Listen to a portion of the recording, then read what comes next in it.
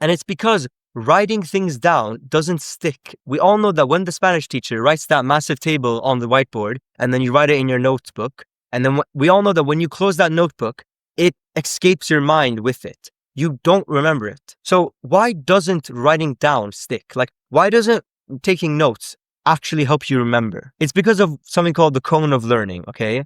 Looks like a crazy concept. Whenever you're reading and writing things down, you're retaining the least amount of it. It's simply because less effort is getting put into it. And the more attention, the more effort, the more engagement, the more you remember. And that's why with, for example, Spanish learning, right? If you are just reading and writing, and you can probably rate this, you are probably remembering nothing, okay?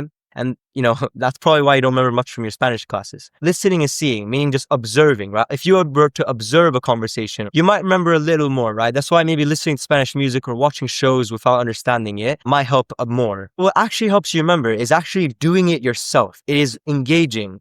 And if you've ever explained something to someone and taught something to someone, you might have realized that you actually yourself understood that topic better once you explained it to someone else. And that's simply because it required more effort from you to explain that thing. You basically told your brain, this concept is important. We need to allocate a lot of effort, a lot of brain power into this thing. And so therefore your brain stores it, right? You put more effort into it, you remember it better. And reading or writing or if you're just starting out, I'd highly recommend checking out the Speedy Spanish cheat sheets, which are all my cheat sheets to help you start learning Spanish with these frameworks. And you'll find it in the first link in the description.